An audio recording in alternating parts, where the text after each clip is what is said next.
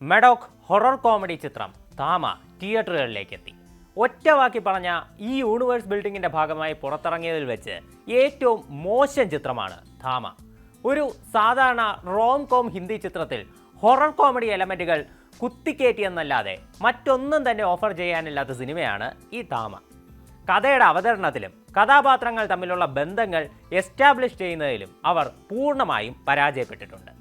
എന്നാലും കോമഡിയും ആയുഷ്മാൻ ഖുറാനയുടെ സ്ക്രീൻ പ്രസൻസും ഒക്കെ കാരണം സിനിമ തീരെ മോശവും ആകുന്നില്ല. ചിത്രത്തിലെ ഏറ്റവും മോശം കാര്യം എന്താണെന്ന് ചോദിച്ചാൽ അത് രശ്മിക മന്ദാനയുടെ കഥാപാത്രമാണെന്ന് ഒരു സംശയവുമില്ലാതെ പറയാം. താമയുടെ ട്രെയിലർ കാണുമ്പോഴേ അറിയാം രശ്മികയുടെ കഥാപാത്രം ഒരു വാമ്പയർ ആണെന്നത്. എന്നാൽ സിനിമയിൽ ഇത് എസ്റ്റാബ്ലിഷ് ചെയ്യാൻ ആ കഥാപാത്രത്തെ കുറച്ച് ദുരൂഹമായി അവതരിപ്പിക്കേണ്ടതുണ്ട്. ലോകയിൽ നമ്മളിത് കണ്ടിട്ടുള്ളതാണ്. പുറമെ എന്തൊക്കെയോ മറച്ചു വെക്കുന്ന ഒരാളാണ് ചന്ദ്ര എന്ന് മനസ്സിലാക്കാൻ കല്യാണി പ്രിയദർശൻ്റെ അഭിനയം തന്നെ ധാരാളമായിരുന്നു.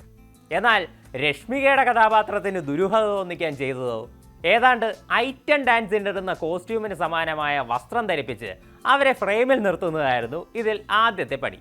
സാധാരണ പെൺകുട്ടികൾ ധരിക്കാത്ത വസ്ത്രം ധരിച്ചാൽ തന്നെ കാണുന്നവർക്കൊരു പന്തികേട് തോന്നുമെന്നാകും സംവിധായകൻ വിചാരിച്ചത്. എന്തായാലും പന്തികേടൊക്കെ തോന്നിയിട്ടുണ്ട്. കഥാപാത്രങ്ങളെപ്പറ്റി വിചാരിച്ചല്ല, ഇതൊക്കെ ചിന്തിച്ചു കൂട്ടിയ നിങ്ങളുടെ തലച്ചോറിനെ പറ്റി ഓർത്താണ്. അർത്ഥനഗ്നയായി ശരീരം മുഴുവൻ കാണിച്ച് ഈ കഥാപാത്രത്തെ അവതരിപ്പിച്ചത് കാണുന്നവർക്കൊരു ഐ ക്യാൻഡി ആകാൻ വേണ്ടി മാത്രമാണ്. അല്ലെങ്കിൽ ഒരു വാമ്പയർ കഥാപാത്രത്തെ സ്ക്രീനിൽ ഇത്തരത്തിൽ സെക്ഷുവലൈസ് ചെയ്ത് അവതരിപ്പിക്കേണ്ടതിൻ്റെ ആവശ്യകത എന്തായിരുന്നു? മെയിൽ ഗേസിനെ തൃപ്തിപ്പെടുത്തുക എന്നതായിരുന്നു ഇതിൻ്റെ ലക്ഷ്യം. രശ്മികയുടെ ശരീര പ്രദർശനം ഒരു 2.5 മണിക്കൂർ കണ്ടുകൊണ്ടിരിക്കാൻ വേണ്ടി കുറച്ച് പേരെ തിയേറ്ററിലേക്ക് എത്തിക്കണം.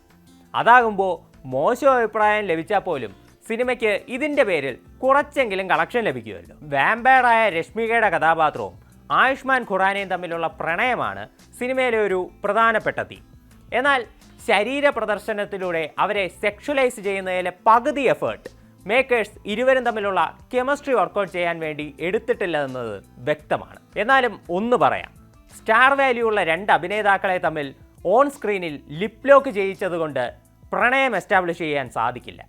ലിപ് ലോക്ക് അല്ല, പ്രണയം. ഇനി രശ്മിക മന്ദാന സ്വയം ഒരു ഐ ക്യാൻഡിയായി നിർമ്മാതാക്കളുടെ മാർക്കറ്റിംഗ് മെറ്റീരിയൽ ആകാൻ നിന്നുകൊടുക്കുകയാണ് അവർ എല്ലാ ചിത്രങ്ങളിലും ചെയ്യുന്നത്. ഉദാഹരണം എടുക്കാം, പുഷ്പ 1, 2. ഇത്രയും മോശം രീതിയിൽ ഒരു സ്ത്രീ കഥാപാത്രത്തെ അവതരിപ്പിച്ച മറ്റൊരു ഇന്ത്യൻ ചിത്രവും ഉണ്ടാകില്ല. ആദ്യ ഭാഗത്തിൽ പണം കിട്ടാൻ വേണ്ടി നായകനെ നോക്കാനും ഉമ്മ വയ്ക്കാനും തയ്യാറായത് പോട്ടെന്ന് വയ്ക്കാം. വില്ലൻ ബ്ലാക്ക് മെയിൽ ചെയ്ത് തൻ്റെ കിടപ്പറയിലേക്ക് നായികയെ ക്ഷണിക്കുമ്പോൾ നേരെ നായകൻ്റെ വീട്ടിലേക്ക് എത്തുന്ന ശ്രീവല്ലി എന്ന രശ്മികയുടെ കഥാപാത്രം വില്ലനപ്പോൾ ക്ഷയിക്കുന്നതിന് മുൻപ് എനിക്ക് നിങ്ങളുടെ കൂടെ കിടക്ക പങ്കിടണമെന്ന് പറയുകയും ചെയ്യുന്നുണ്ട്. ഇത്ര തൊലിയുരിഞ്ഞു പോകുന്ന ഡയലോഗ് ഇന്നേ വരെ കേട്ടിട്ടുണ്ടാകില്ല. ഇനി പുഷ്പ 2-ലോ നായകനെ കണ്ട അപ്പോൾ തന്നെ ഫീലിങ്സ് വന്നെന്നും പറഞ്ഞ് അയാളുടെ തോളിൽ കിടന്ന് തൂങ്ങുന്നതാണ് നമ്മൾ കണ്ടതൊക്കെ. 2 സിനിമയിലെ പാട്ടുകൾ, അത് സാമി സോങ് ആണെങ്കിലും ഫീലിംഗ് സോങ് ആണെങ്കിലും അങ്ങേയറ്റം സെക്ഷുവലൈസ് ചെയ്താണ് അവരെ സ്ക്രീനിൽ അവതരിപ്പിച്ചിരിക്കുന്നത്. പുഷ്പ പോട്ടെ, ആൽഫ മെയിൽ എന്ന് സ്വയം പൊങ്ങച്ചം പറയുന്ന നായകൻ്റെ ഒറ്റ ഡയലോഗ് കേട്ട് ഉടൻ ഉറപ്പിച്ചു വെച്ച കല്യാണം വേണ്ടെന്ന് വയ്ക്കുന്ന മന്ദബുദ്ധി കഥാപാത്രത്തെയാണ് അവർ ആനിമലിൽ അവതരിപ്പിച്ചിരിക്കുന്നത്. നായകൻ്റെ ഒരു നിഴലായി നിൽക്കുക എന്നതല്ലാതെ മറ്റൊന്നും ചെയ്യാനില്ലാത്ത സിനിമയായിരുന്നു ആനിമൽ. സിക്കന്ദർ സിനിമയുടെ കാര്യം നോക്കാം.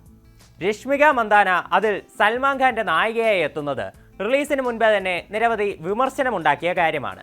എന്നാൽ സിനിമ പുറത്തിറങ്ങിയപ്പോൾ ഇരുവരും തമ്മിലുള്ള അധികം റൊമാൻറ്റിക് സീൻസ് ഒന്നും സിനിമയിലില്ലായിരുന്നു. ആദ്യത്തെ 30 മിനിറ്റിൽ തന്നെ മരിക്കുന്ന ഒരു കഥാപാത്രമായിരുന്നു നായിക. എന്നിട്ടും എന്തുകൊണ്ട് രശ്മിക മന്ദാനയെ പോലെ ഇത്ര സ്റ്റാർ വാല്യൂ ഉള്ള നായികയെ അതിൽ കാസ്റ്റ് ചെയ്തു? 1 സ്റ്റാർ കാസ്റ്റ് ഉണ്ടെന്ന് കാണിച്ച് സിനിമയുടെ ഹൈപ്പ് കയറ്റുക മാത്രമായിരുന്നു ഇതിൻ്റെ പിന്നിലുള്ള ലക്ഷ്യം. ഇവിടെയും രശ്മിക മന്ദാന വെറുമൊരു മാർക്കറ്റിംഗ് മെറ്റീരിയലായി മാറി. വാരിസ് എന്ന തമിഴ് സിനിമയിൽ പിന്നെ വിജയ്ക്കൊപ്പം 2 പാട്ടിൽ ഡാൻസ് ചെയ്യാനല്ലാതെ കഥയിൽ യാതൊരു സ്വാധീനവുമില്ലാത്ത കഥാപാത്രമായിരുന്നു രശ്മിക മന്ദാനയുടെ നായിക. ഒപ്പം വന്ന പലരും അഭിനയ പ്രാധാന്യമുള്ള സിനിമകളും വേഷങ്ങളും തിരഞ്ഞെടുക്കുമ്പോൾ രശ്മിക മാത്രം എല്ലാ സിനിമയിലും ഒരു മാർക്കറ്റിംഗ് മെറ്റീരിയലായി മാറുകയാണ്. കുറച്ചുപേരുടെ കണ്ണിന് സുഖം നൽകി തിയേറ്ററുകളിലേക്ക് ആളെ എത്തിക്കാനുള്ള വെറുമൊരു വസ്തു മാത്രം. പുതിയ താമ എന്ന സിനിമയിലും അവർ ഇങ്ങനെ തരം താഴുന്നതാണ് കാണാനായത്. എന്തായാലും ഇനിയെങ്കിലും കുറച്ചെങ്കിലും അഭിനയ പ്രാധാന്യമുള്ള വേഷങ്ങൾ തിരഞ്ഞെടുത്ത് ഒരു അഭിനേത്രി എന്ന നിലയിൽ ഉയരാൻ അവർക്ക് സാധിക്കട്ടെ എന്ന് ആശംസിക്കാം. ഒരു ഐ ക്യാൻഡി ആകാൻ മേനിയഴകുള്ള ആർക്കും പറ്റും. ഒരാൾ പോയാൽ മറ്റൊരാൾ ആ സ്ഥാനം ഏറ്റെടുക്കും. അതോടെ പഴയ ആളുകളെ എല്ലാവരും മറക്കും. എന്നാൽ ഒരു നല്ല നടിയെ കാലങ്ങൾ എത്ര കടന്നാലും ജനങ്ങൾ മറക്കില്ല. അവർ എല്ലാ കാലവും ഓർത്തിരിക്കുക തന്നെ ചെയ്യും.